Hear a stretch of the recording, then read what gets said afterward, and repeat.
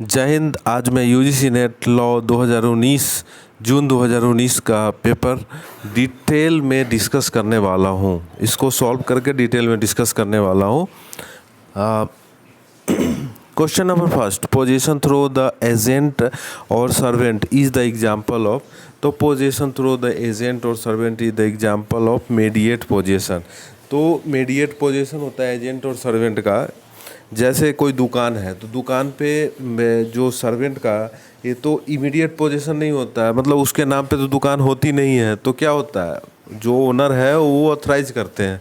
तो ये ऐसे तरह के पोजीशंस को क्या बोलते हैं, मीडिएट पोजीशन। और यहाँ पे बात करें कॉर्पोरियल पोजीशन। कॉर्पोरियल पोजीशन क्या होता है, मूर्त position.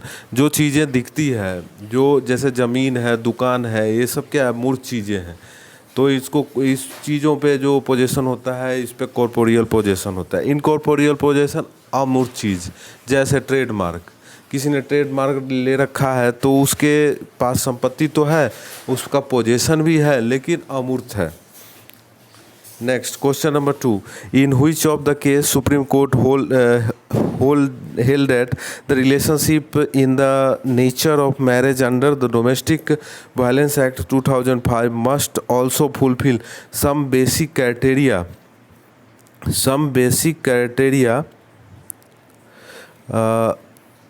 Must always fulfill some basic, merely spending weekends together or one night would not make the domestic relationship. तो ये पूछ रहा है कि जो कौन से केस में यह डिसाइड किया गया कि मेयरली वीकेंड बिताना जो है वो रिलेशनशिप नहीं, डोमेस्टिक रिलेशनशिप नहीं माना जाता है। तो यह केस ऑप्शन नंबर 2 जो है तो वो सही होगा। और यह केस था डी वेलू स्वामी वर्सेस पटचाईमल का केस। अब इसके जो बाकी जो केसेस हैं ये भी इम्पोर्टेंट होते हैं अपकमिंग एग्ज़ाम के व्यू से, तो इन सभी को भी डिस्कस करेंगे। तो जैसा कि फर्स्ट केस नंबर देखिए, पायल कटारा वर्सेस सुप्रिटेंडेंट नारी निकेतन एंड अदर्स। यह केस 2001 का केस है। इसमें ये ऑब्जर्व किया गया कि major girl has a right to go anywhere and live with anyone. तो मेजर गर्ल जो 18 साल से जो बड़ी है लड़की, उसको यह राइट है कि वह किसी के साथ जाए और किसी के साथ रहे, कहीं भी जाए और किसी के साथ रहे। तो यह निर्धारित किया गया था। अब कोई केस नंबर 3 देखेंगे। 3 में Bharati Matha and others versus R Vijay Ranganathan and others. तो इस case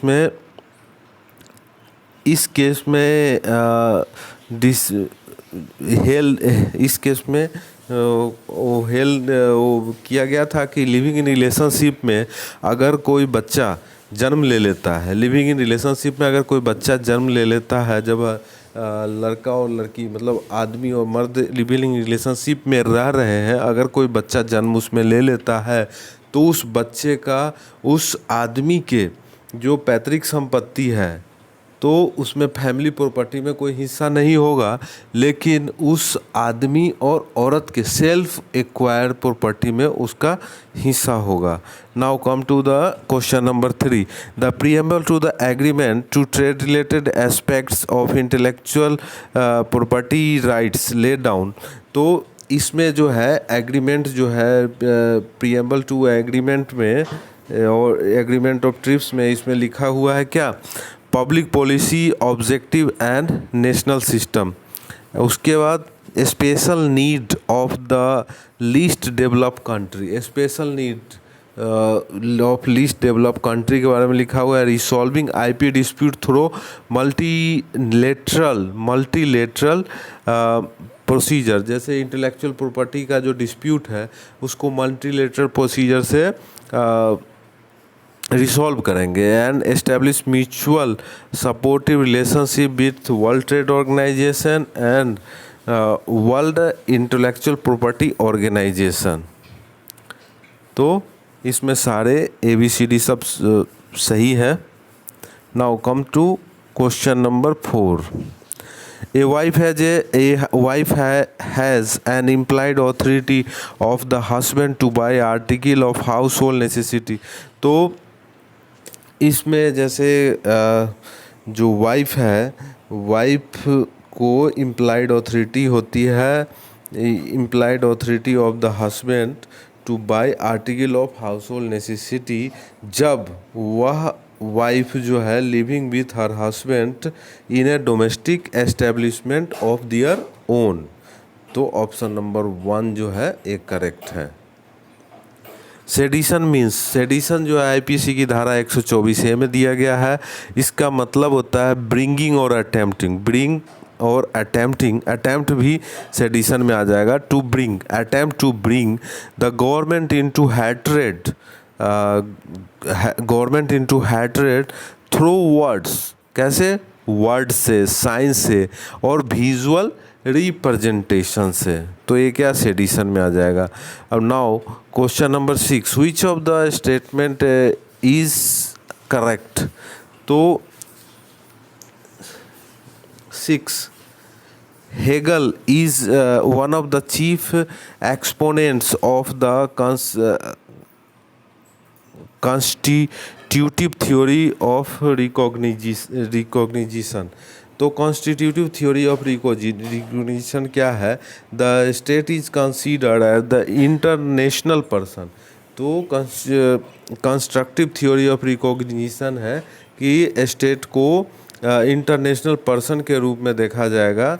this theory view that the after the recognition of the state gets into a status of the international person and become a subject of international law। तो जैसे ही कोई state को recognise होती है तो वो स्टेट जो है इंटरनेशनल पर्सन बन जाती है और वह इंटरनेशनल लॉ के अधीन आ जाती है। ये थ्योरी किसने प्रतिपादित किया गया था? हेगल ने। उसके बाद B, civil air transport incorporated company versus central air transport corporation is the leading case on the retrospective effect of recognition. तो रेट्रोस्पेक्टिव इफेक्ट ऑफ रिकॉग्निशन क्या होता है? all the act of newly recognized state, all the act of newly recognized state are treated validating back on the commencement of the activity of the authority thus recognized। तो ये होता है रिस्ट्रक्टिव effect of recognition, मतलब पीछे की चीज़ों को अगर स्टेट रिकॉग्नाइज हो रही है तो उसके पीछे की जो चीज़ों को भी वो रिकॉग्नाइज कर देते हैं।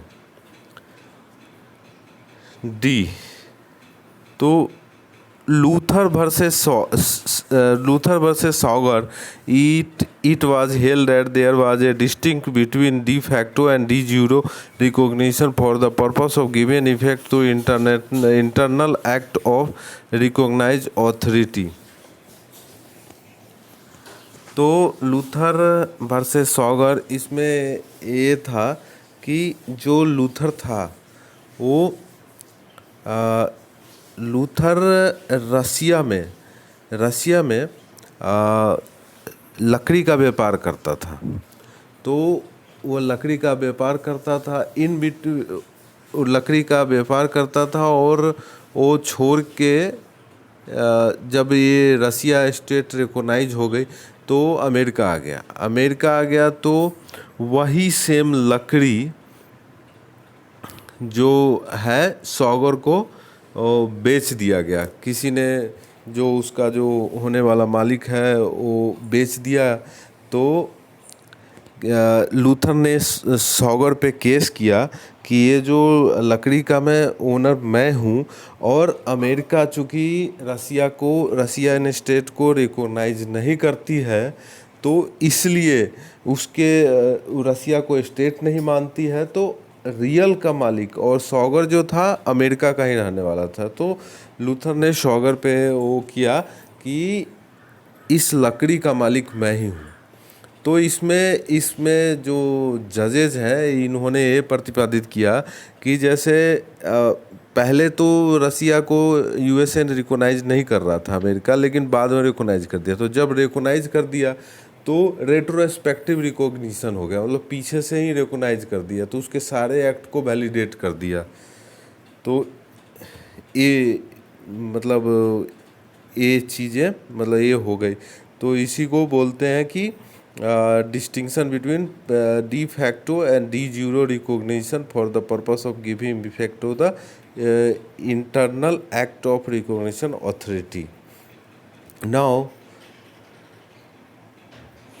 Next question, question number 7। Question number 7. Nobody can be above the institution which he is supposed to serve. He is merely the creature of the institution. He can exist only if the institution exists. To protect the individual as a mightier than the constitution would be grave injustice. In which of the following cases the Supreme Court through chief justice Sikri has observe. तो इसमें ये बोल रहा है कि constitution से ऊपर कोई नहीं होता है, सभी कॉन्स्टिट्यूशन के ही उस कॉन्स्टिट्यूशन के अंदर ही होते हैं। मतलब कॉन्स्टिट्यूशन का जो कॉन्स्टिट्यूशन को फॉलो सभी करते हैं और कॉन्स्टिट्यूशन से इंस्टीट्यूशन से बड़ा कोई नहीं होता है। तो nobody can be above the institution and which is suppose to serve, he is suppose to serve. तो ये कौन से केस में था? ये TN Seshan versus union of India में था। तो अब इसके बाकी केसों को भी देखेंगे। तो SS Dhanoa versus union of India, ये इलेक्शन कमीशन का केस है।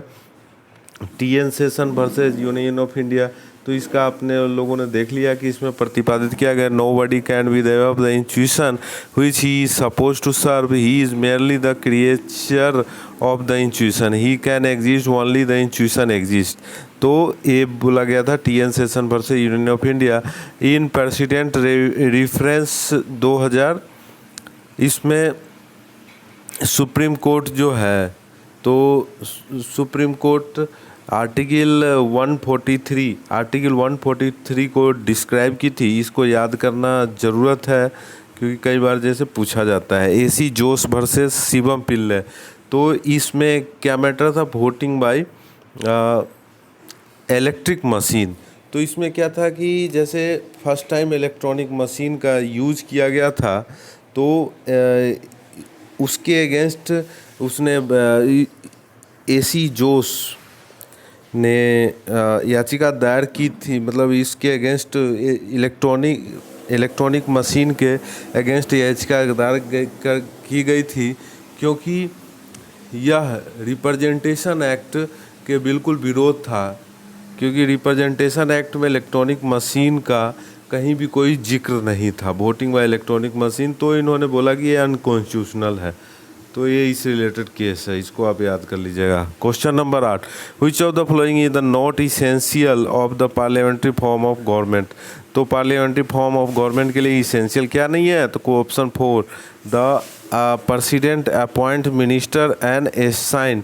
तो प्रेसिडेंट जो है कोई मिनिस्टर को अपॉइंट नहीं करता है।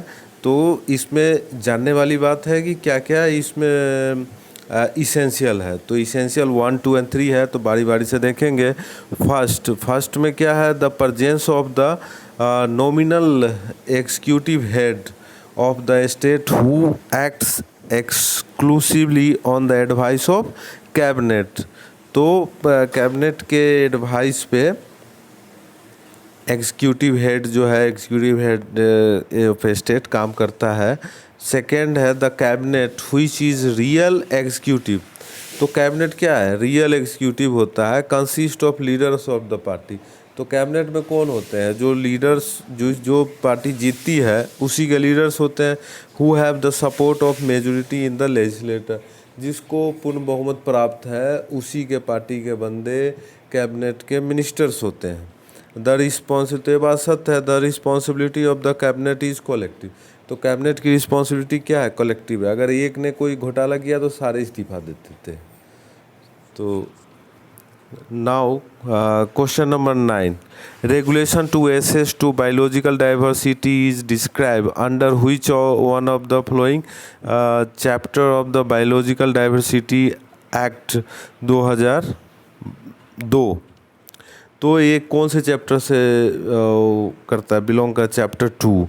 तो चैप्टर 2 में क्या है, regulation to access biological diversity, regulation to access biological diversity. तो चैप्टर 1 में क्या है भाई, तो चैप्टर 1 जो प्रिलिमिनरी है, मतलब जानकारियाँ, प्राथमिक प्राथमिक जानकारियाँ हैं। एंड चैप्टर 3 क्या है, तो chapter 3 is the national, chapter 3 है नेशनल बायोडाइवर्सिटी अथॉरिटी। तो नेशनल बायोडाइवर्सिटी अथॉरिटी कौन कौन है, इसके बारे में चैप्टर 3 ज्ञान देता है। और चैप्टर 4 में क्या है, chapter 4 function and power of national biodiversity authority. तो चैप्टर 4 में क्या, function and power of national biodiversity authority. Now question number 10, which of the following is the essential condition of मरजूल मौत।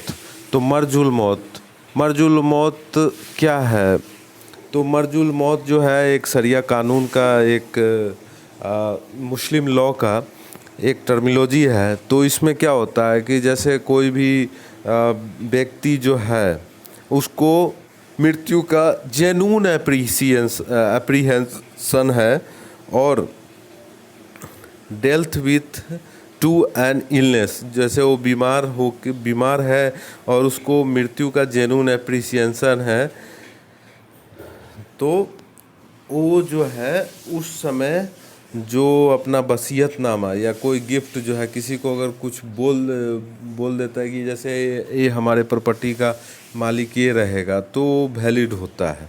तो इसी टर्मिनोलॉजी को बोलते हैं, जैसे मरते समय जो गिफ्ट दे के चला गया, तो इसको बोलते हैं मरजुल मौत। मौत मीन्स डेथ, और मर्ज means gift.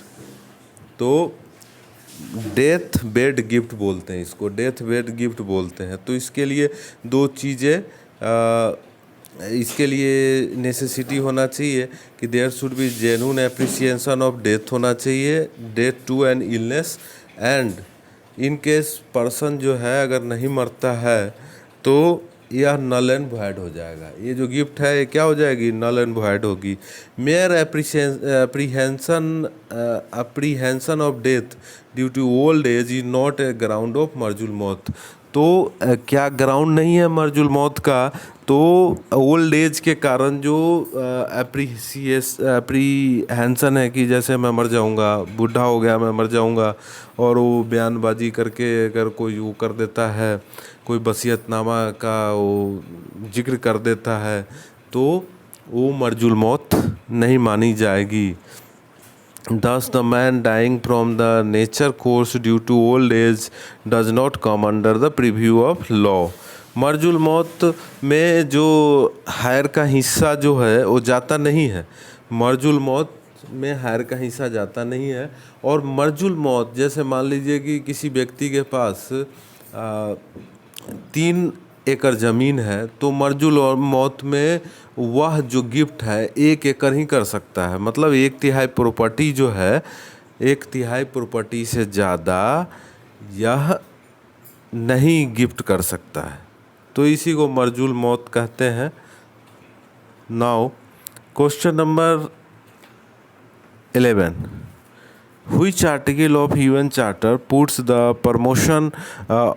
promotion of respect of human right on the same level as the maintenance of international peace and security for the purpose of UN?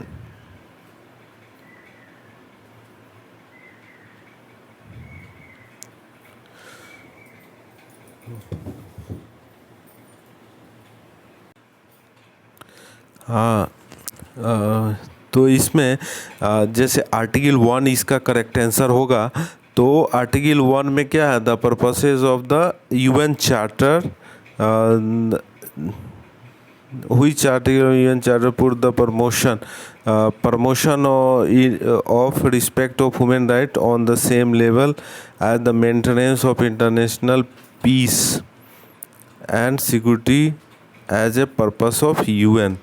तो ये आर्टिकल 1 में है। आर्टिकल 2 में क्या है, इसको भी जानना उतना ही इम्पोर्टेंट है। तो आर्टिकल 2 में है the organization at its members. तो article 2 of UN charter contents organization and its member. And article 3 of UN Charter contains the original members of the UN shall be the states which having participated in the United Nations Conference on International Organization at San Francisco। तो article 3 में क्या लिखा हुआ है कि original member जो है जो सैन फ्रांसिस्को कॉन्फ्रेंस में भाग लिए थे वो होंगे। एंड और having previously sign the declaration of United State of 1 January 1942 sign at the present charter and ratify in the accordance with the article X110। तो ये सब क्या होंगे, ओरिजिनल मेंबर होंगे। आर्टिकल 4 जो है, आर्टिकल 4 में बोला जाता है कि membership in the United Nation is open to all other peace loving state. सभी पीस लविंग स्टेट के लिए ओपन है, which accept the obligations contained in the present charter and in the judgment of the organization are able and willing to carry out these obligations। जो मतलब इनके जो obligations को fulfil करते हैं तो और इसको पालन करने के लिए जो बिलिंग है, तो उन सभी का यूनाइटेड स्टेट जो है ओपन हार्ट से स्वागत करती है और पीस लविंग स्टेट होना चाहिए। और द सेकेंड है the admission of any such state to membership in UN will be effected by a decision of the General Assembly upon the recommendation of the Security Council। तो किसी भी state का UN membership affected किसके decision से होगा, general assembly के decision से।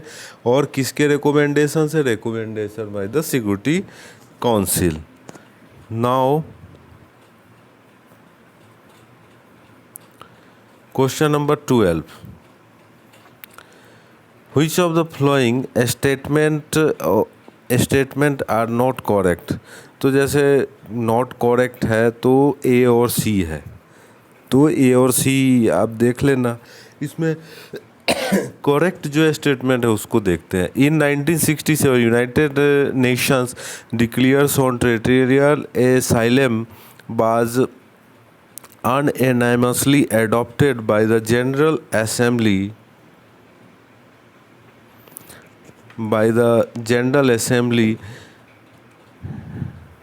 and D in the asylum case Colombia versus Peru, the International Court of Justice explained the distinction between territorial asylum and diplomatic asylum। तो Colombia versus Peru में territorial asylum, diplomatic asylum दोनों को define किया गया है। Now question number 13, a statutory board conducting examination is not a service provided and does not offer services to candidates while conducting the examination was held by the supreme court in Bihar school examination board versus Suresh Prasad Sinha. तो इसमें क्या बोला गया कि ये secondary board जो है, secondary board जो एग्जामिनेशन कंडक्ट करती है, नॉट ए सर्विस प्रोवाइडर, ये सर्विस प्रोवाइडर नहीं है और डज नॉट या किसी कैंडिडेट को सर्विसेज नहीं प्रोवाइड करती है।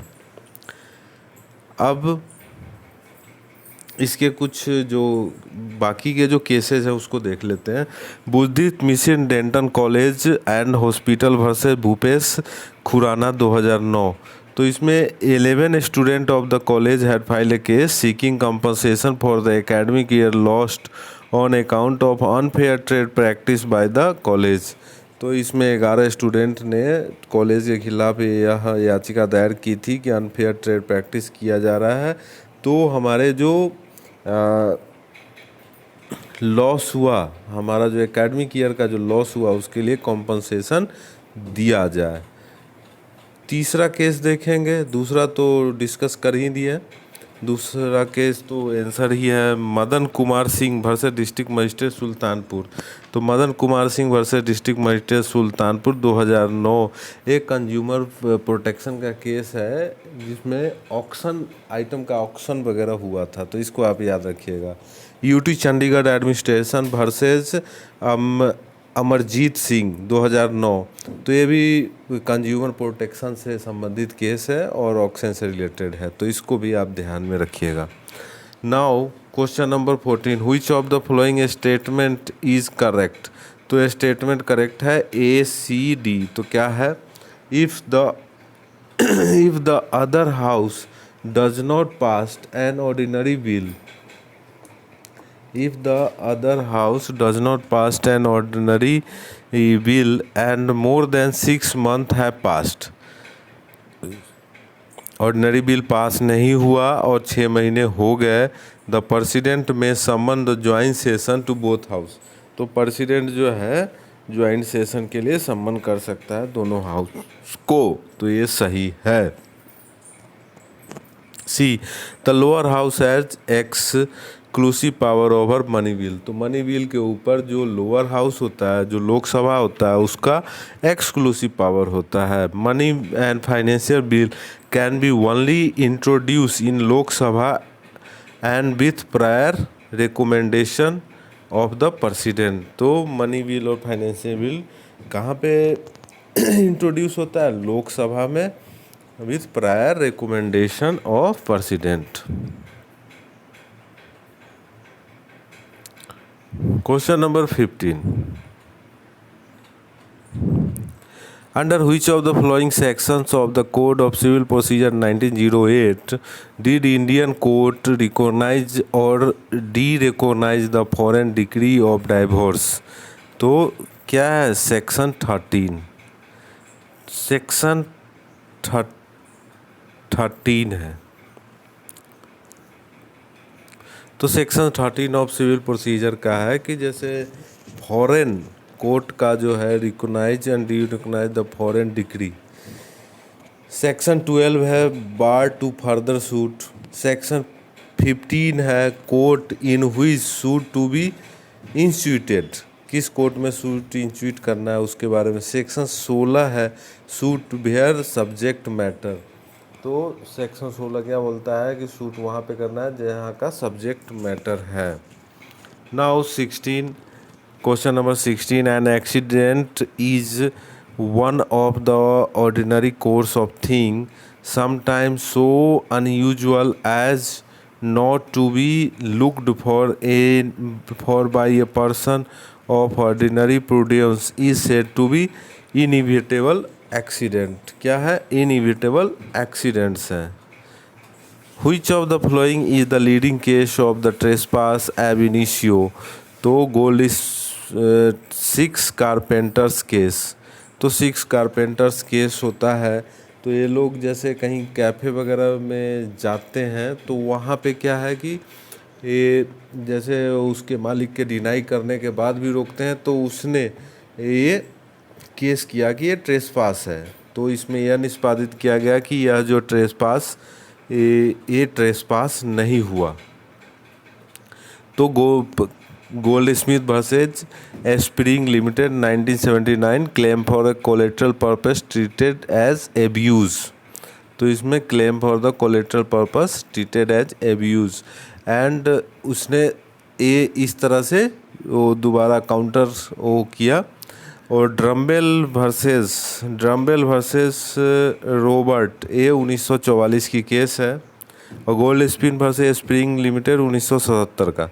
तो ड्रम्बेल वर्सेस रॉबर्ट, इसमें क्या है कि the nature of the reasonable ground for suspicion for an arrest. तो अरेस्ट का रीजनेबल ग्राउंड जो है इसमें निष्पादित किया गया था, बताया गया था। बर्ड्स वर्सेस जोन्स में है कि ये public way was blocked due to an enclosure created by the defendant for the purpose of viewing a boat race. तो इसको आप ध्यान रखिएगा, इसको कहीं पे आप नोट कर लीजिए। इन केसेस को जो मैं बता रहा हूँ ये बहुत ही इम्पोर्टेंट हैं। नेक्स्ट एग्ज़ाम के लिए ये ऐसे ही इनमें से ही क्वेश्चन पूछेंगे, तो इसको तो आप एकदम मगअप कर लीजिएगा। Which of the following, question number 18, which of the following statement correctly reflect the cardinal principle actus non facit reum nisi mens sit rea. तो इसका मतलब होता है to constitute a crime there must be actus reus and mens rea. तो actus reus और mens rea जो होता है guilty mind and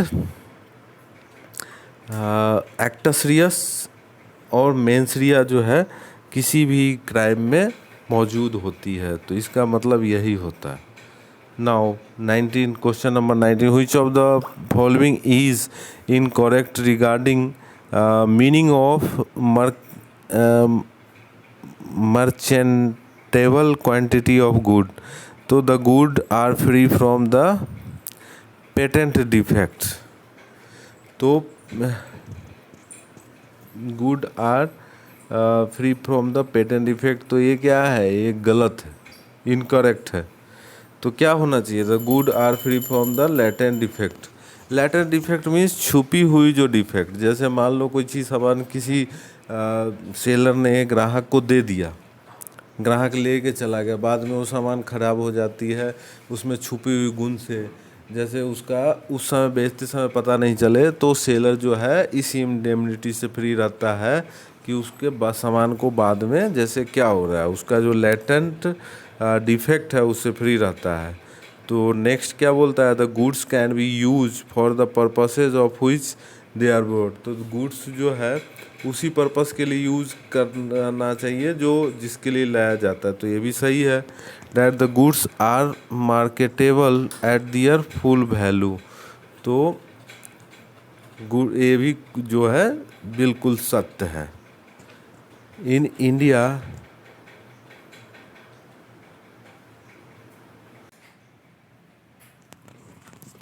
Question number 20. In India, the machinery of the government is essentially British, and the whole collection of the British Constitutional Convention has apparently been incorporated as convention is observation of Sir ईवर Jennings ने बोला कि जो Indian government की जो machinery है यह क्या है, collection of British constitution conventions है। ठीक है। Question number 21, the prohibition of registration of geographical indication under GIG act 1949 contents as many as. तो इसके क्या ग्राउंड है, 7 ग्राउंड। तो सबसे पहले ये बता दें जोग्राफिकल इंडिकेशन क्या है। जैसे जोग्राफिकल इंडिकेशन ये है कि यह एक तरह का ट्रेडमार्क होता है। ठीक है, जैसे एक तरह का ट्रेडमार्क ही इसको समझ लिए ट्रेडमार्क के रूप में। जैसे जोधपुर के जो पकौड़े हैं, जोधपुर के हर जगह का जो जो चीज़ फेमस है तो उसको रिकॉग्नाइज किया गया है। जैसे हर स्टेट का कुछ कुछ फेमस है, तो हर जगह का जो फेमस है, तो वो मिर्ची वड़ा, जोधपुर का मिर्ची वड़ा है, तो ये क्या है, ये जोग्राफिकल इंडिकेशंस में है। तो इसका यही है जीआईजी एक्ट का कि जहाँ का जो चीज़ पे पेटेंट है, जो चीज़ फेमस है उसको पेटेंट कर देता है, ये है। तो इसके कितने ग्राउंड है, इसके हैं 7 ग्राउंड। 7 ग्राउंड किसके है, प्रोविजन ऑफ रजिस्ट्रेशन के 7 ग्राउंड है। तो there are 7 grounds of provision of registration of geographical indication under GIG act 1999। तो क्वेश्चन यही पूछ रहा है कि जो provision of registration of GIG ground जो होते हैं जोग्राफिकल इंडिकेशन के, उसके कितने ग्राउंड है, तो 7 है। देखिए एक बार आपको जो 7 ग्राउंड है वो भी आपको बता देते हैं, ताकि ये ग्राउंड क्या है कि ये इम्पोर्टेंट है, पूछ सकता है, तो इसको भी जानना बहुत ज़रूरी है। The use of which, first ground क्या है कि लाइकली टू डिसीव। अगर लाइकली टू डिसीव और कॉज कन्फ्यूजन और डिसीव का है तो इसको रजिस्टर्ड नहीं किया जाएगा। The use of which would be contrary to any law for the time being in force. तो उसको जोग्राफिकल इंडिकेशन में जो contrary for law time being in force, ठीक है, तो उसको जोग्राफिकल इंडिकेशन में रजिस्टर्ड नहीं किया जाएगा। Which comprises or content scandalous and obscene matter। Scandalous और ऑब्सीन मैटर को जोग्राफिकल इंडिकेशन में रजिस्टर नहीं किया जाएगा। And likely to hurt the religious sentiments of any class, तो उसको नहीं किया जाएगा रजिस्ट्रेशन में। ये सब क्या है, ग्राउंड है, ground for provision of registration of geographical indication which would otherwise be disentitled to protection in a court। तो इसको भी वो रजिस्टर नहीं किया जाएगा। सिक्स्थ ग्राउंड है which are determined to the generic names or indication of goods and are therefore not in cause to be protected in their country of origin or which have fallen into disuse in that country। जैसे किसी country में वो चीज़ use नहीं हो रहा है, दूसरे country में यूज नहीं हो रहा है, तो उसको जो है यहाँ रजिस्टर्ड नहीं कर सकते। जैसे कुछ दूसरी कंट्री में यूज होता था, बाद में उसको यूज नहीं हो रहा है, तो उसको यहाँ पे जोग्राफिकल इंडिकेशन में रजिस्टर नहीं कर सकते। which although literally true as the territory, region or locality in which the goods originate, but falsely represent the person that the goods originate in another territory। तो अगर फॉल्स रिप्रेजेंटेशन है कि मतलब यहाँ पे फॉल्स रिप्रेजेंट करके उसको geographical indication में उसको रजिस्टर नहीं किया जा सकता है। तो ये सब प्रोविजन के ग्राउंड्स हैं। Now question number 22, the liability has been defined as the bond of necessity that exist between the wrongdoer and the remedy of the wrong. ये किसने बोला, ये बोला था सालमन ने। सालमन ने क्या बोला, the liability has been defined as liability.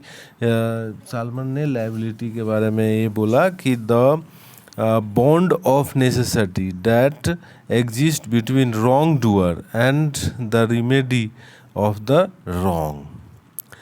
23, question number 23, super cast industry limited versus My Space incorporation 2021 is the leading case of copyright act 1957 dealing with which section of the act. तो ये कौन से section में deal करता है, section 51। तो section 51 क्या है कॉपीराइट एक्ट का, ये है व्हेन कॉपीराइट इम्फ्रिज्ड। सेक्शन 21 में ये बताया गया है कि कॉपीराइट कब इम्फ्रीज हो जाएगा। 24, uninsured vehicle are also within the scope of section 165 of motor vehicle act was held इन।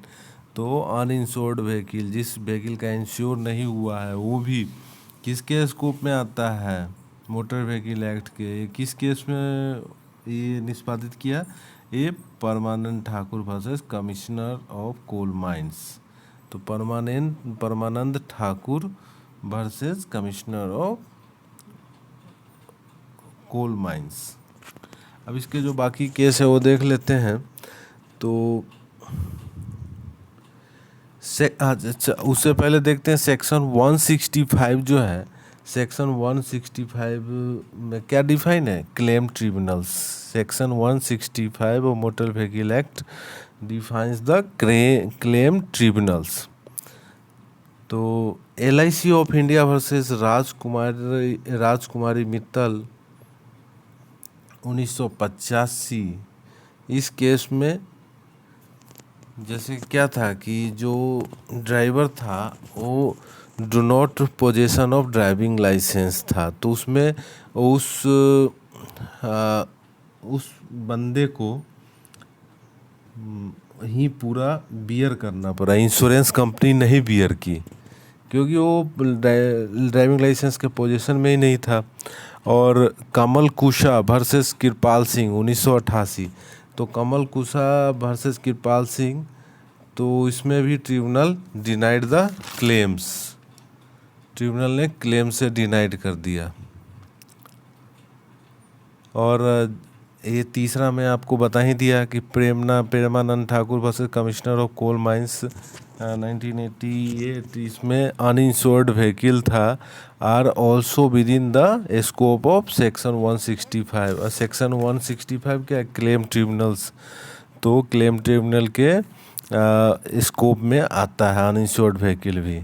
और New India assurance company, New India insurance company versus Nakul Gurung 2010, तो इसमें नकुल गुरुंग, ये कब का केस है, ये 2010 का केस है। Now question number 25 judicial review of the administrative action means review by the judiciary.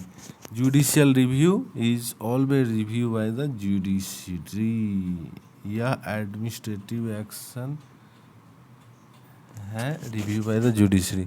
26 which of the following article of the universal declaration of human rights 1948 deal with the civil and political right.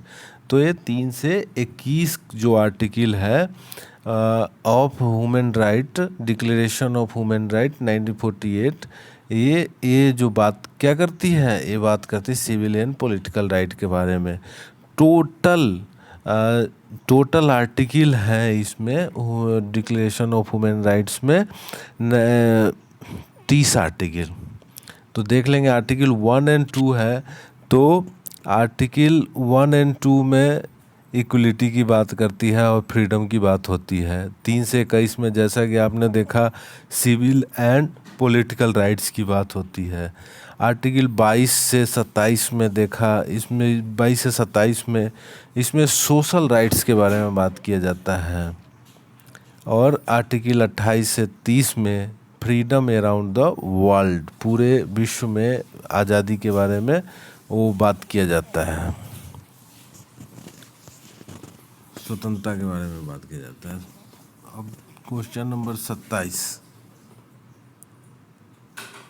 Question of the accuse at the time of committing the act becomes of unsoundness of mind is incapable of knowing the nature of the act.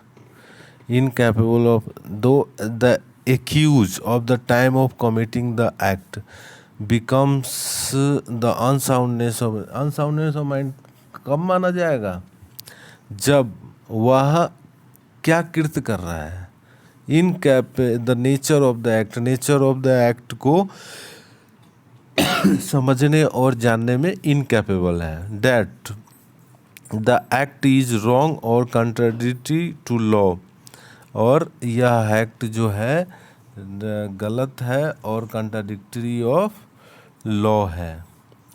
तो unsoundness mind ऐसे निर्धारित किया जाएगा।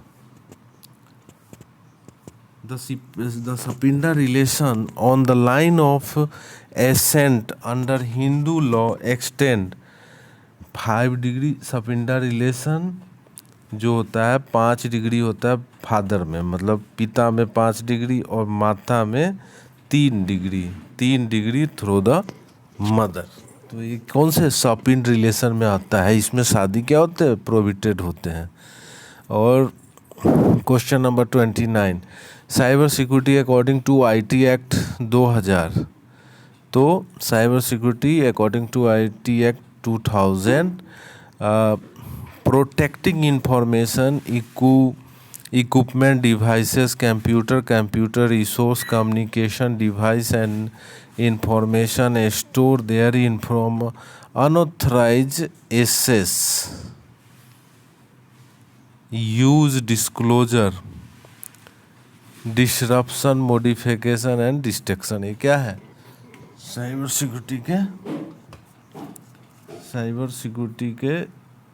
Security है IT act के according.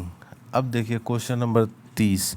In which of the following cases Supreme Court said that the fundamental rights and directive principles aim at the same goal of the bringing about the social revolution and establishment of a welfare state, and they can be interpreted and applied together, and they are supplementary and complementary to each other. तो ये किस case में बोला गया था? ये बोला गया Kesavananda Bharati versus state of Kerala. ये कब की केस थी? 1973 की।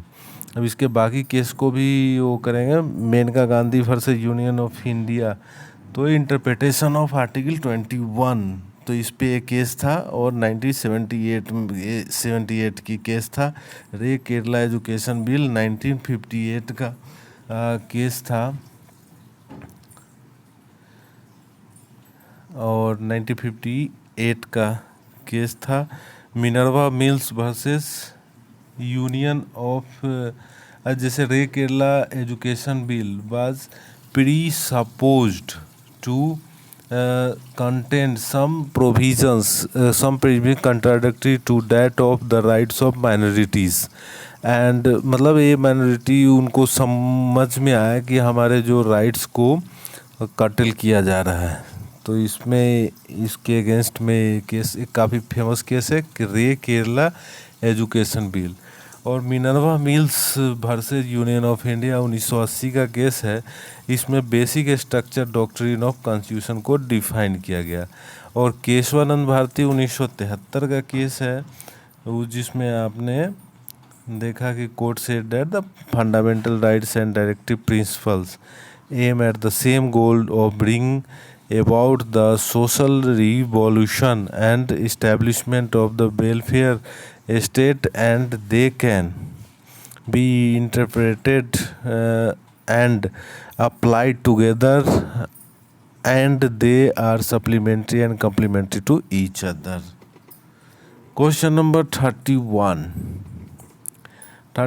में which of the following statement are correct? तो A और B करेक्ट है। WTO was established as a result of the culmination of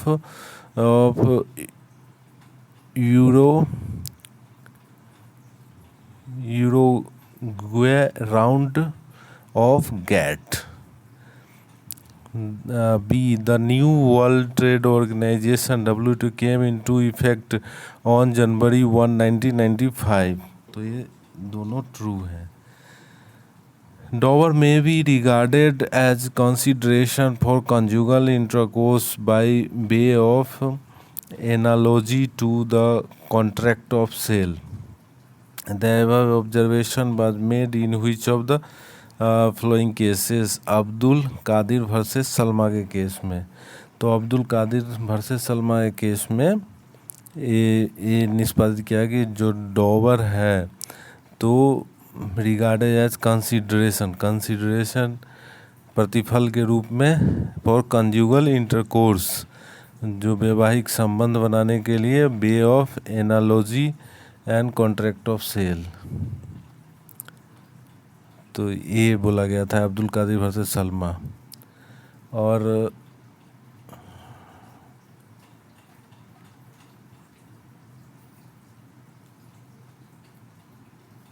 land dispute, तो जुबैर अहमद वर्सेस जयनंदन प्रसाद, ये कौन सा केस है लैंड डिस्प्यूट का?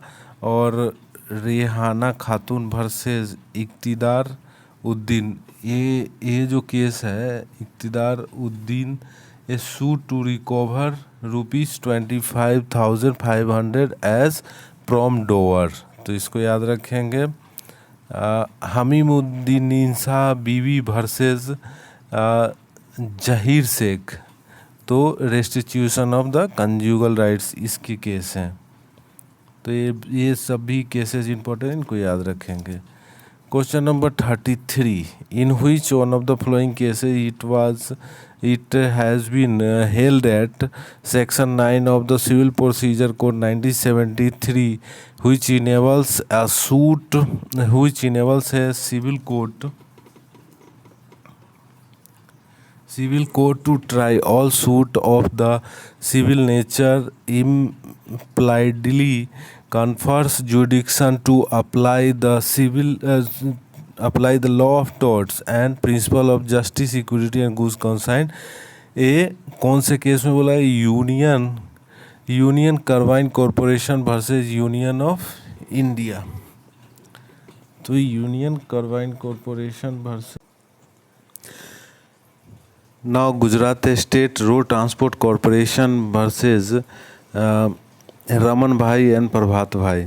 तो ये फेटल रोड एक्सीडेंट से संबंधित केस है जिसमें 72,000 जुर्माना के लिए केस दायर किया गया था और ये 1987 का केस है और 72,000 कंपनसेशन मांगा गया था। इसमें खूबसूरती से भी इंटरप्रेट किया गया था कि लीगल रिप्रेजेंटेटिव, जैसे ये दोनों भाई थे और ये दोनों भाई का जो तीसरा भाई था उसका इन्होंने मतलब इसका एक्सीडेंट हुआ था। तो इसमें legal representative can file A case in the court, ये भी डिफाइन किया गया था। तो इसको याद रखेंगे। और नेक्स्ट इसमें हाँ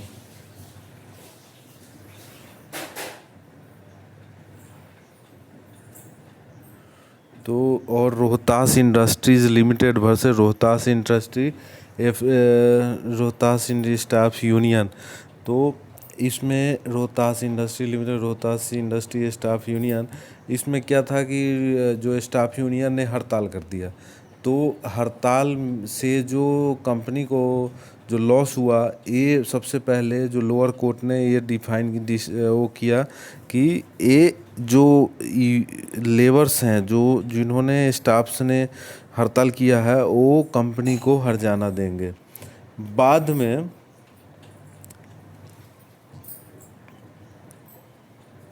इसमें जो सुप्रीम कोर्ट ने ऑब्जर्व किया कि ये जो है सो इलीगल है।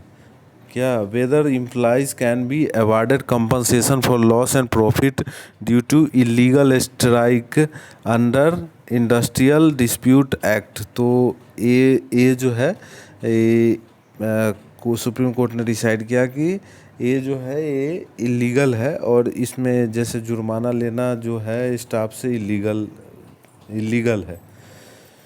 हाँ, फोर्थ केस क्या है? फोर्थ केस है बाघेला राज सांजी वर्सेस शेख मसलुद्दीन। तो ये केस जो है ये case rent paid to the taluqdari estate का रेंट पेड का एक केस है। Now question number 34, doctrine of separation of power. तो जैसे सेपरेशन ऑफ पावर क्या होता है? तो जुडिशरी, एग्जीक्यूटिव और लेजिस्लेटिव, तीन जो सेपरेशन है ना हमारे जो शासन व्यवस्था में, तो उसी को क्या बोलते हैं? Doctrine of separation of power. तो क्या बोलता है? Doctrine of separation of power in its strict and technical sense is applied कहाँ पे अप्लाइड होता है? तो ये अमेरिका में अप्लाइड होता है। ठीक है, स्ट्रिक्ट सेंस और टेक्निकल सेंस में। आर्टिकल 35, ये क्वेश्चन 35। तो क्वेश्चन 35 जो है, which of the following action can be taken when the issue is made under the provision of section 42 of the companies act 2013। The offer can be made to maximum of 50%। तो हाँ, दो जो private क्या पूछा? Which of the following action can be taken when the issue is made under the provision of section 42 of the companies Act. तो section 42 the offer can be made to a maximum of 50 people।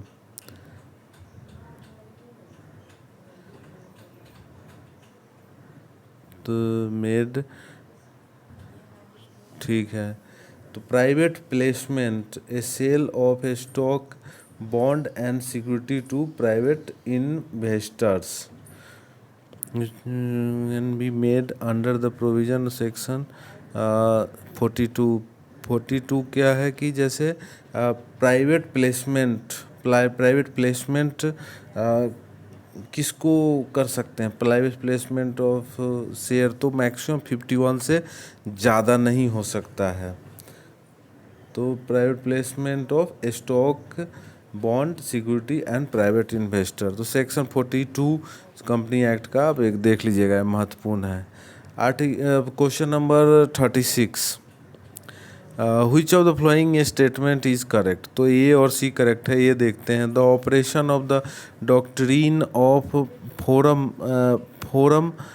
प्रोगेशन has not been इवेस्ड under the UN Charter or the statute of the International Court of Justice. The doctrine of forum propagation क्या है, तो no state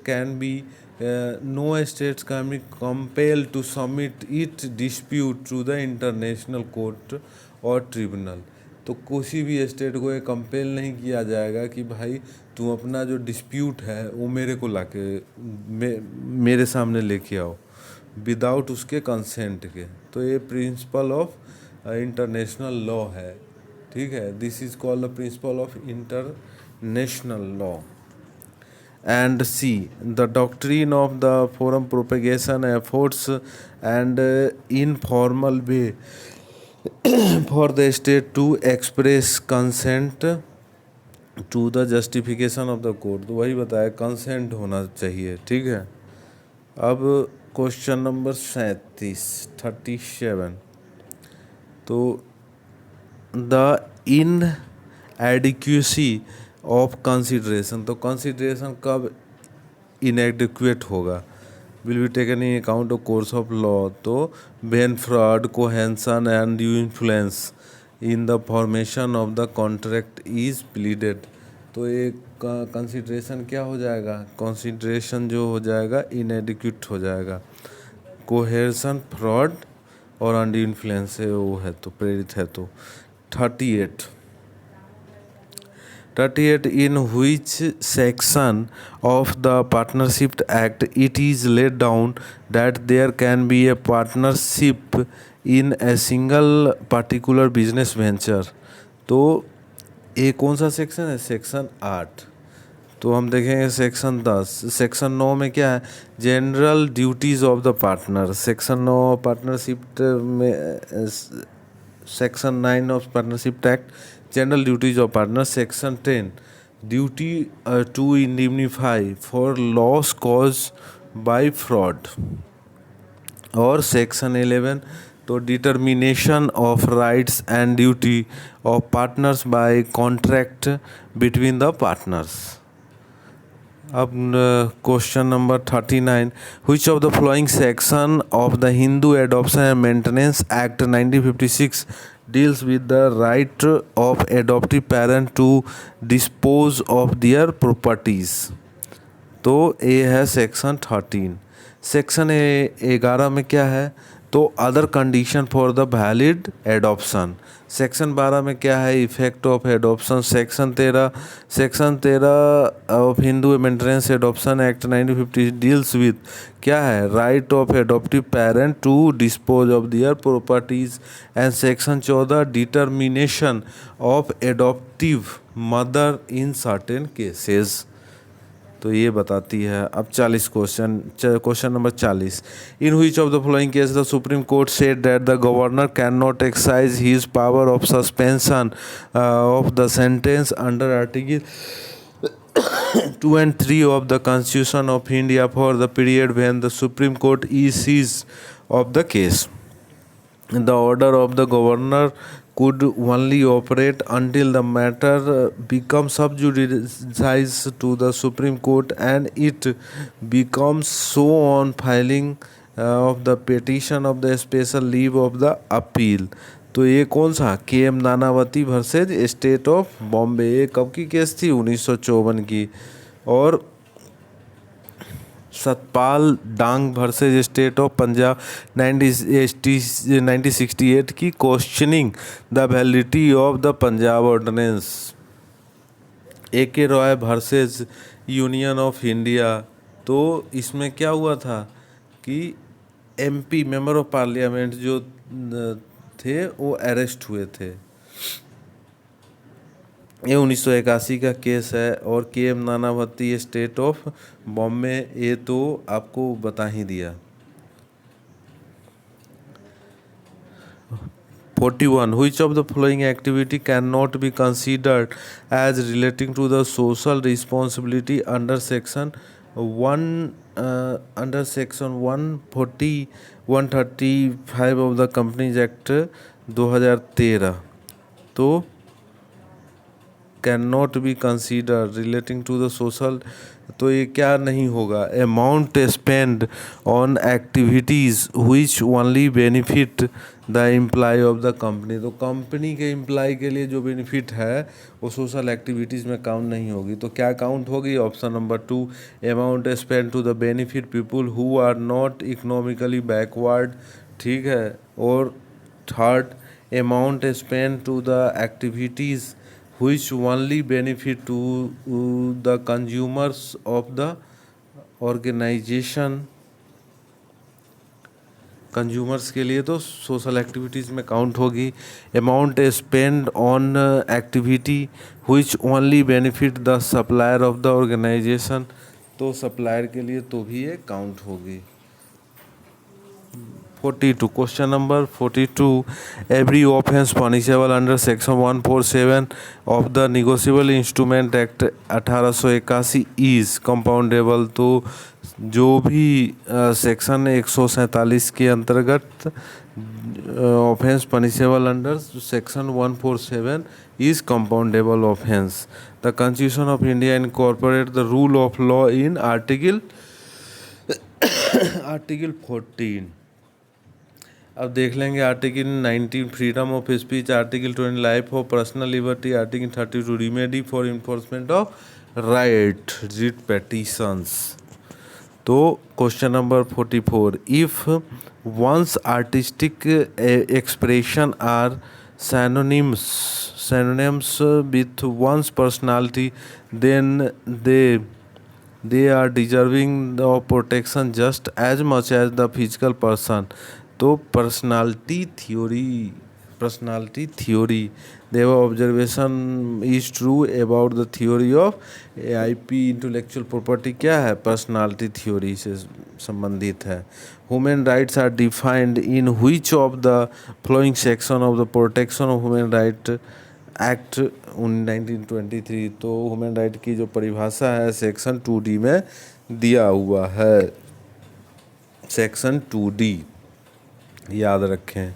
46. Which of the following are the chief exponent of the theory of the consent regarding basis of international law? तो एंजिलोटी, ट्राइपेल, ओफिनहम।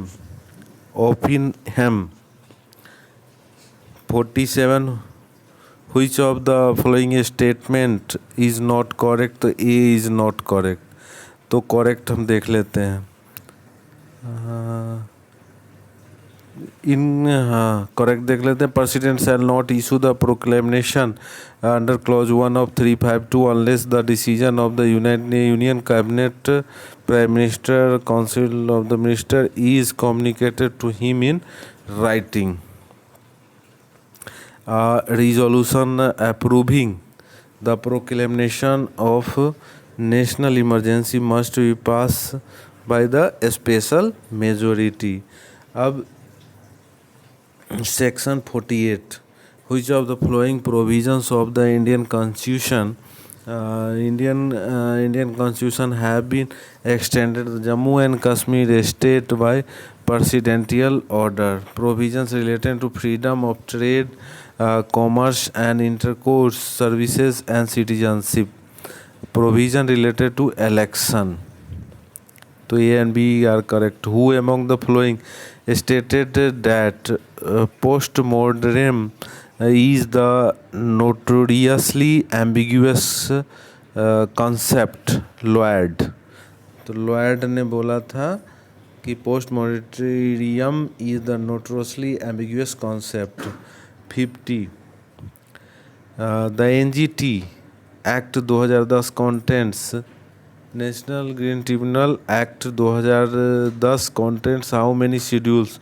तो इसमें कितने schedule हैं? इसमें there are 3 schedules in NGT act. 51. In which of the following case did the Supreme Court of India strike down Section 303 IPC is unconstitutional? तो ये कौन सा केस है? मिट्ठू Kaur versus state of Punjab 1983। तो इस केस में क्या था कि 301 आईपीसी की धारा 301 को स्ट्रक डाउन कर दिया गया था। 301 में क्या था कि जैसे किसी भी अपराधी को जो अपनी सज़ा काट रहा हो, जेल में अपनी सज़ा काट रहा है लाइफ इम्प्रिजमेंट की, अगर वो फर्दर कोई कंबाइंड क्राइम करता है तो उसको फांसी की सज़ा दी जाएगी। तो इसको इस ग्राउंड पे टर्न डाउन किया इस धारा को कि जो जेल में है जो मुजरिम है तो वो भी तो भारत के नागरिक हैं। तो हमें भारत के सभी नागरिकों को राइट ऑफ इक्वलिटी है। तो जो जेल में बंद नागरिक है उसके लिए सज़ा का अलग प्रावधान नहीं हो सकता है। तो इस ग्राउंड पे 303 को अनकॉन्स्टिट्यूशनल घोषित कर दिया गया। Now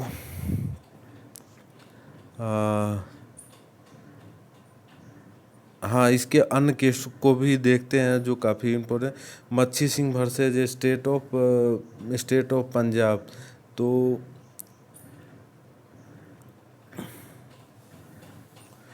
rarest of the rare case इसको बोला जाता है। और 1983 का एक केस है।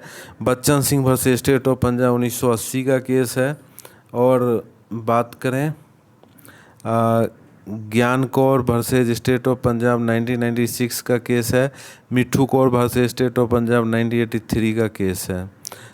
अब इसको मैच करना है तो fighting by 2 or more person in public place इसको एफरे बोलते हैं। और intentional aiding in commission of an offence इसको बोलते हैं abetment. And violence is caused live or more person by live 5 और मोर पर्सन इसको राइट बोलते हैं। 5 और उससे अधिक व्यक्तियों द्वारा वायलेंस अगर किया जाता है तो राइट बोला जाता है।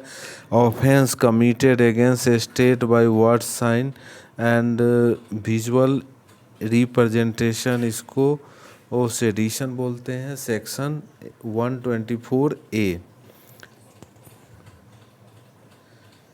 Question number 53, UN commissioner of human right is appointed bye.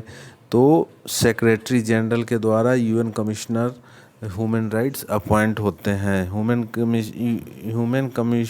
UN commissioner for human right appoint by secretary general of UN. And question number 54, which article of Indian Constitution state the state shall endeavor to secure for the citizens a uniform civil code throughout the territory of India। तो देखिए 44 4 बराबर है तो ये इसको कीजिएगा कि uniform है ना 4 सेम जैसा यूनिफॉर्म मीन्स क्या होता है सेम। तो 4 and 4 तो आर्टिकल 44 यूनिफॉर्म सिविल कोड के बारे में है।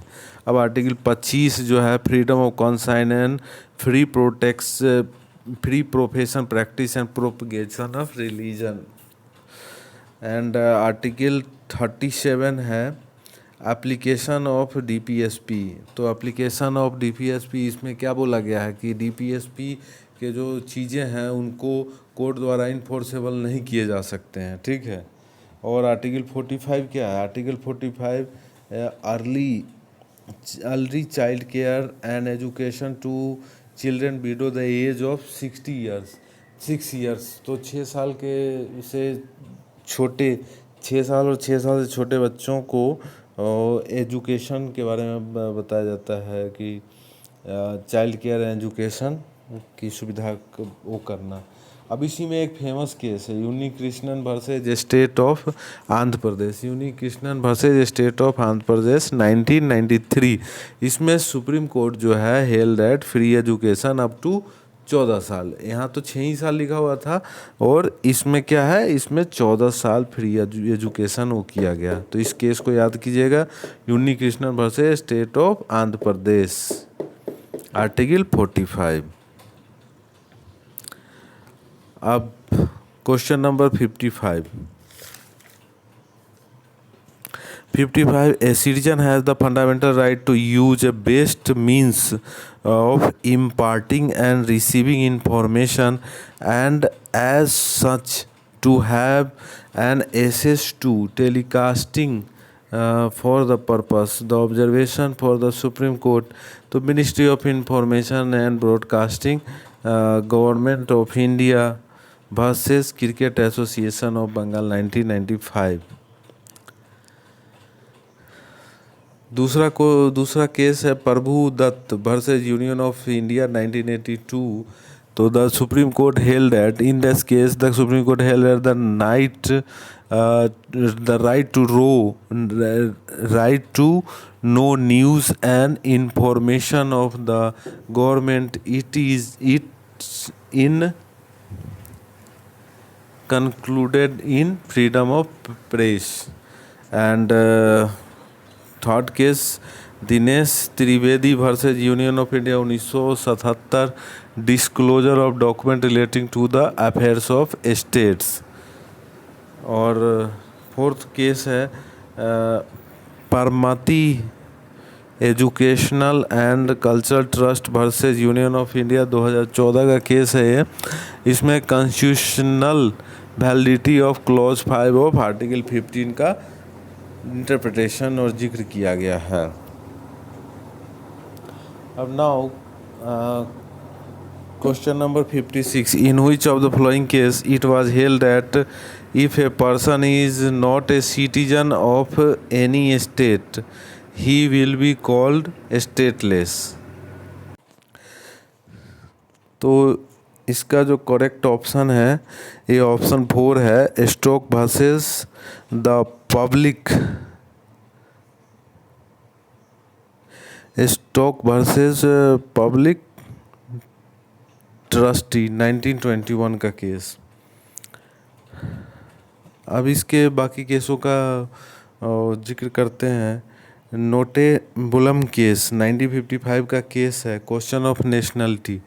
एंड व्रीकर वर्सेस हुम का case, a man of American domicile of origin who spent his last 38 years in his life in England and not acquired the domicile of the choice of England, he has retained his domicile of origin। जैसे इसमें क्या था कि England में एक America का आदमी 38 year से रह रहा था, लेकिन इंग्लैंड की नागरिकता जो है उसने लिया नहीं, तो उसका जो अमेरिकन स्टेट की जो नागरिकता है उसको नहीं छीना जाएगा। तो इसलिए ये केस काफ़ी इम्पोर्टेंट है। और थर्ड केस है बिनांस वर्सेस एजी 1909 का केस है। ये क्या है, डोमिसाइल केस, डोमिसाइल पे केस है, इसको इतना ही याद रखिए।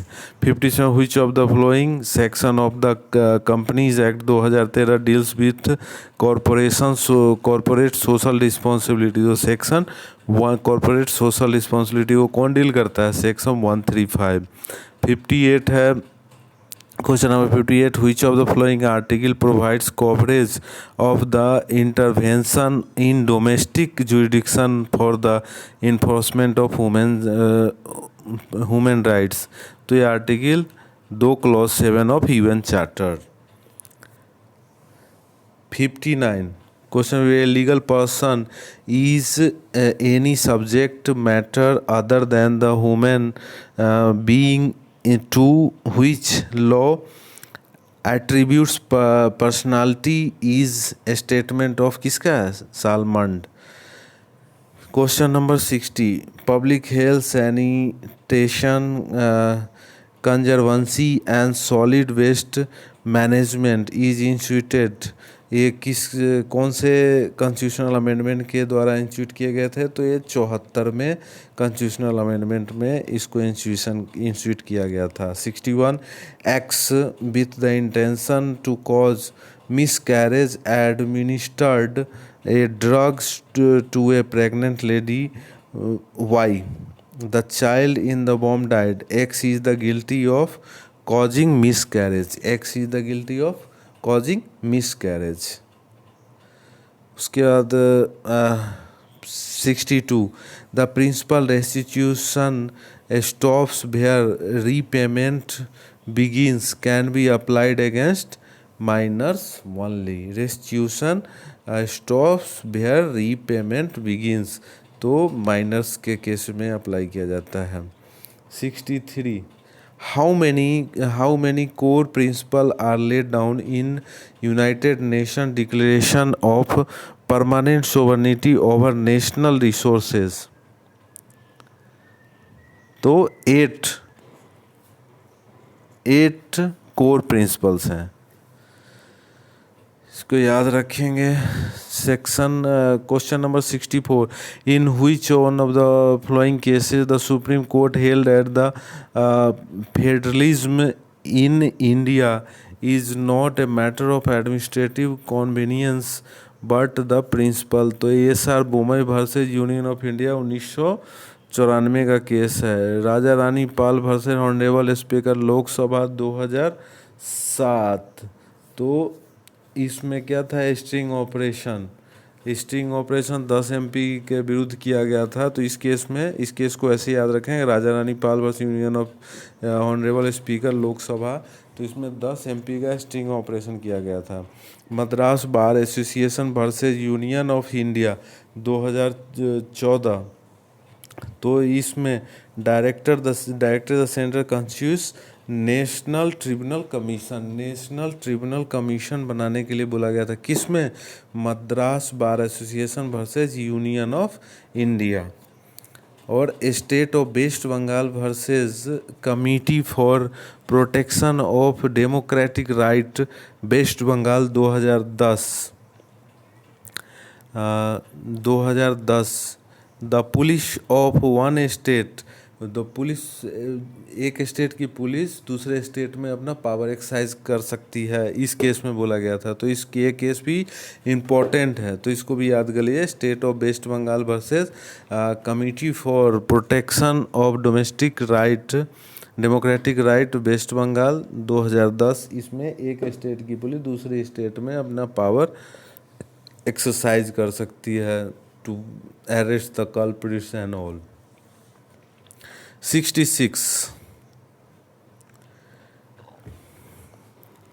Match list 1 list 2। तो list date and year of establishment united nation, तो 24 अक्टूबर 1945 को यूनाइटेड नेशन की स्थापना हुई थी। The first security council came into being, तो ये 12 जनवरी 1946 को। Paris declaration on sanction against South Africa 2 May 1981।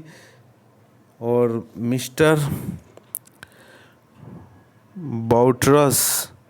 बाउंट्रास Ghali took over secretary general of UN 1 January 1992। 67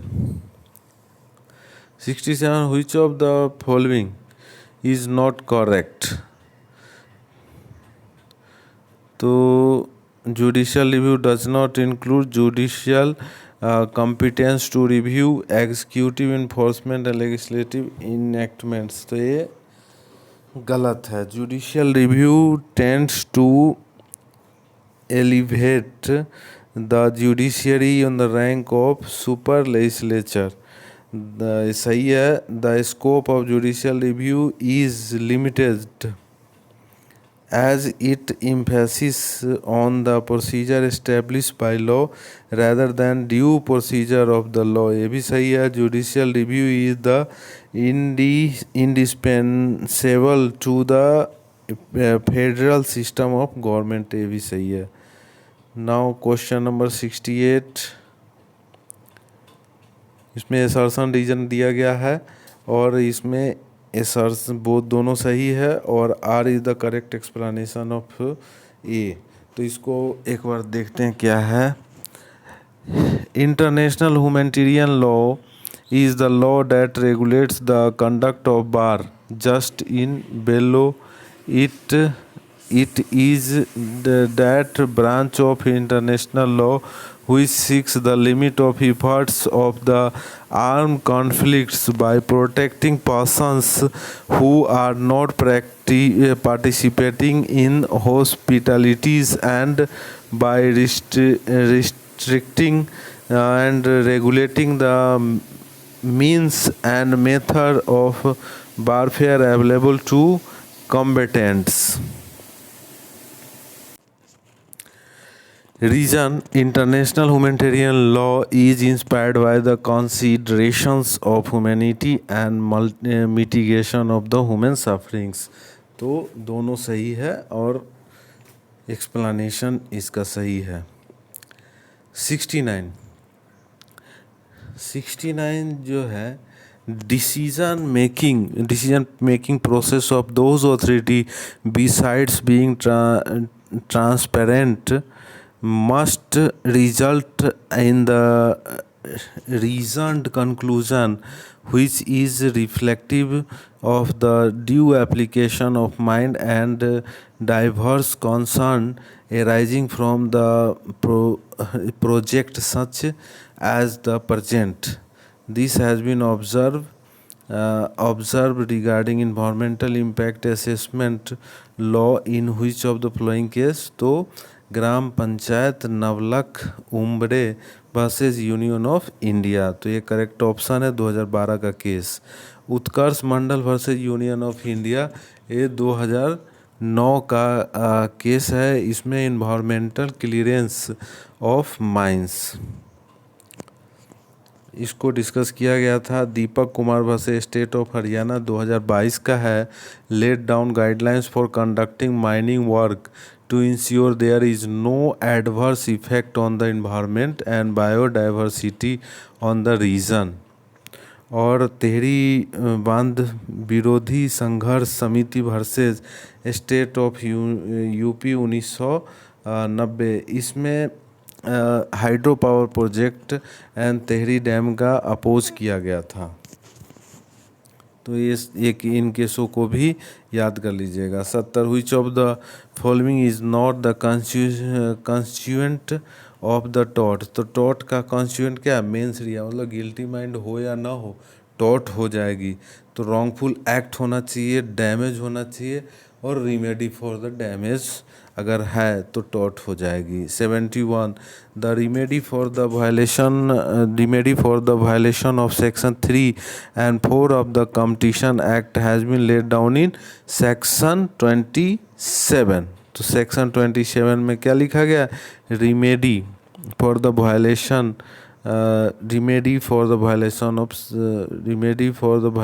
of section 3 and 4 and Section 26 investigation in case of prima facie investigation in case of prima facie violation and Section 42A क्या है? For Section 42A of the Competition Act compensation in case of contravention of order of the commission and Section 43A क्या है? Powers to impose penalty for non furnishing of information on combinations। 72 Bayer corporation versus union of India 2011 case is dealing हुई subject matter. Bayer corporation versus union of 11 कौन सा subject matter को deal करता है? तो working of patenting process. अब इसको match करना है provisions and relevant Supreme Court cases. Appointment जजेज ऑफ द सुप्रीम कोर्ट, तो Supreme Court advocate on record association versus union of India, jurisdiction of the supreme Court as the court of record, तो in re Vinay Chandra Mishra, original jurisdiction of the supreme Court state of Karnataka versus union of India, power of Supreme Court to withdraw and transfer the case, AR Antule versus RS Naik. Now 74. Question number 74. X with the intention to steal ornament opened wise box and found it empty. Which of the following? X is guilty to attempt to commit theft as he has the intention to commit theft and did not act towards the commission. तो अगर जैसे ornament को चोरी करने के मकसद से box खोलता है तो अटेम्प्ट टू थेफ्ट का केस लगेगा, याद कर लीजिए। 75. The servant collected money from the debtor of his master as authorised by him, the servant retain the money because it was due to him of the wages he commits criminal breach of trust. उसको हालांकि money को जो servant है अपने badges समझ के रखा, लेकिन वो भी क्या है, क्रिमिनल ब्रीच ऑफ ट्रस्ट है अगर उसने मालिक को नहीं बताया तो। Question number 76. The cyber regulation appellate tribunal rule 2000 has been passed under which of the section of the IT act 2000, section 87, section 87 में पास किया गया। Which of the following is not the school of Muslim law, तो ज़्यादा school of Muslim law नहीं है, और मुस्लिम school of law क्या है, तो हनाफी, मालिकी, हानावली, ये सब क्या है, ये सब स्कूल्स ऑफ मुस्लिम लॉ है। 78. Which of the following is not the principle which is very foundation of the international humanitarian law and which must guide emergency humanitarian action is armed conflict, principle of self determination. Question number 79. Who among the following has defined jurisprudence as the knowledge of things divine and human, the science of right and wrongs, तो उलपेन ने। 80. In which year the Commission of a Statute of the Women was established by Economic and Social Council, 1946। Bentham Analytical School, Bentham belongs from Analytical Puchta Historical School, Harvard Spencer sociological और grey the realistic school. ये याद कर लीजिए, बार बार question repeat करता है। 82. इसमें assertion reason दिया गया है और ये है, तो इसमें ANR is correct but correct explanation नहीं है, तो क्या है देख लेते हैं। The council of minister is the hub of parliamentary form of government, तो ये सही है। The council of minister is constituted from the majority party, majority party की काउंसिल ऑफ मिनिस्टर आती है, ये भी सही है। अब question number 83. Which section of Indian Penal Code deals with the solitary confinement, तो solitary confinement section 73 of IPC इसमें डील करती है। सेक्शन 72 ऑफ IPC क्या है, punishment of the person for guilty of one and several offence. 71 क्या है, limit of punishment of offence made to several offences. Section 70 क्या है, fine leviable within 6 years और during imprisonment death not to discharge property from liability, तो अगर किसी का death भी हो जाता है तो फाइन जो है 6 महीने तक वैलिड रहता है। तो फाइन से डिस्चार्ज नहीं होगा, मतलब उसके जो संपत्ति है संपत्ति से फाइन को अर्जन किया जाएगा। और 80 question number 84, the absolute ground of refusal of registration is contained under which section of Trademark Act 1999? तो सेक्शन से ए है section 9 absolute ground of refusal of registration, section 9। Section 7 classification of GS, classification of GS by registration.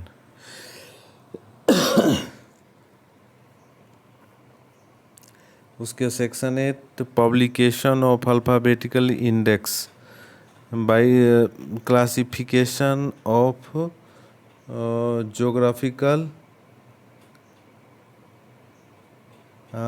Publication of alphabetical index section 8 और 10 limitation as to a colour. अब question number 85, तो we have to evolve new principle and lay down new norms which will adequately deal with new problems which a highly industrialized society was laid down in MC Mehta versus Union of India 1987. MC Mehta versus Union of India originated in the aftermath of the oilum gas leak from the Shri Ram Food and Fertilizer Limited complex in Delhi. A.K. Gopalan,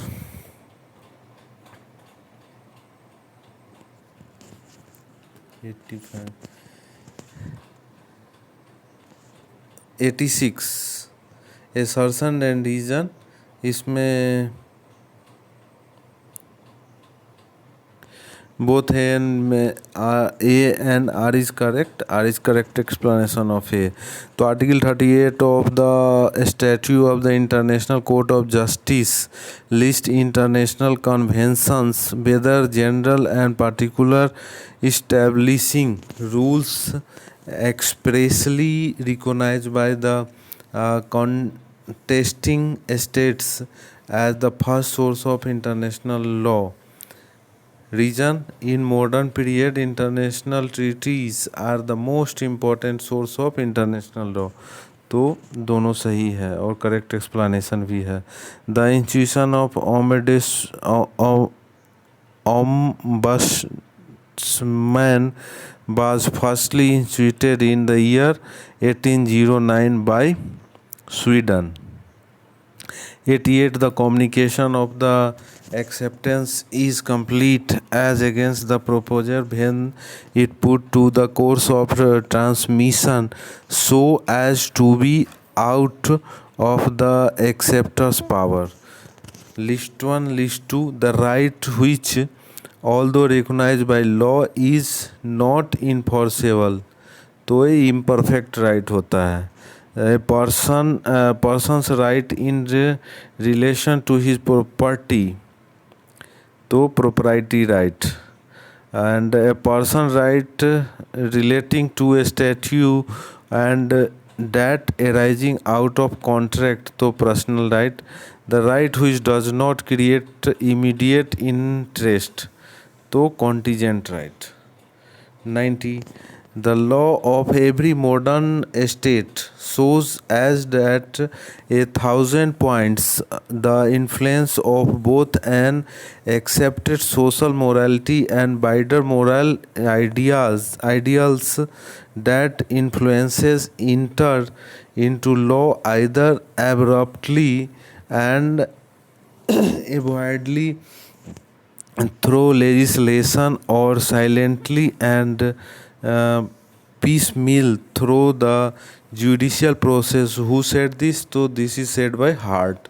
Which of the following is correct? So option 1 is correct. Administrative law is the branch of public law and is only the part of constitutional law. It cannot control the constitutional law. Now question number 92, test of control deals with master and servant relationship. Question number 93, the sustainable development goal committed to provide universal access to affordable, reliable and modern energy services, improving the share of renewable energy and doubling the energy efficiency by 2030. तो both ABC is correct. Have Hallback Hotel Limited versus Escort Rough Bros Council is leading case on nonsense. तो इसका नाम बहुत अटपटा है, हॉलबैक hotel limited case के नाम से आप लोग समझना, nuisance case. Assertion and reason है, तो ये एसर्शन एंड रीजन दोनों करेक्ट है और आर करेक्ट एक्सप्लेनेशन है। तो पर देख लेते हैं क्या है। Under the Indian constitution of amendment bill passed by both houses of the parliament by required majority shall be presented to the president who shall give him assent and thereupon the constitution shall stand amended, and the reason the president is bound to give his assent to the bill. president अपना जो bill में assent उसको देना ही है। 96, two person are said to be related to each other by what relation when they are descended from the common ancestor but they are different husband, तो इसको बोलते हैं यूटेरियन blood. 97, right of environment discourse include right to health, right to sanitization and right to clean technology. 98, whoever counterfeits or knowingly performs any part of the process of counterfeiting Indian coin under section 232 of Indian Penal Code shall be punished with imprisonment which may extend for 10 years and fine। 10 साल और fine की सजा होगी। Macleods pharmaceutical limited versus Tidal laboratory private limited 2021 is the case on which subject, तो trademark के ऊपर है। 100, in which of the following case the Supreme Court held that the Audi Ultram Patrum rule is essence enforces the equality clause in Article 14 and it is applicable not only the quasi-judicial bodies but also to the administrative order adversely affecting the party in question। तो option number 2 कौन से case में हुआ था? Delhi transport Corporation versus DTC मजदूर union 1991। और देख लेते हैं UP where housing corporation Vijay Narayan, तो 1980 का केस है। ए के गोपालन वर्सेस स्टेट ऑफ मद्रास 1950। ए के गोपालन state of Madras disclosure of the 5 grounds of disclosure of the grounds of detention bar unconstitutional. तो ए के गोपालन क्या थे? कम्युनिस्ट लीडर थे, इनको जेल में डाल गया था और इनको जैसे इस केस में प्रतिपादित किया था डिटेंशन का ग्राउंड नहीं बताना अनकॉन्स्टिट्यूशनल है। एंड कुलेपलाई नागेश्वर राव भसे APSRTC 1959 का केस है। तो थैंक यू, धन्यवाद। उम्मीद करता हूँ कि आप सभी को अच्छा लगेगा। आप जैसे लॉ का मैं जितने भी प्रीवियस ईयर का क्वेश्चन है 2004 से टिल डेट मतलब 2021 के एग्ज़ाम का सभी का मैं इसी तरह का वीडियो लेक्चर बनाऊंगा और मैं कोशिश करता हूं कि ज़्यादा से ज़्यादा इंफॉर्मेटिव और यूज़फुल हो आप लोगों के लिए। तो मेरे चैनल को सब्सक्राइब करें, लाइक करें, धन्यवाद, और दोस्तों को शेयर भी करें। धन्यवाद। जय हिंद।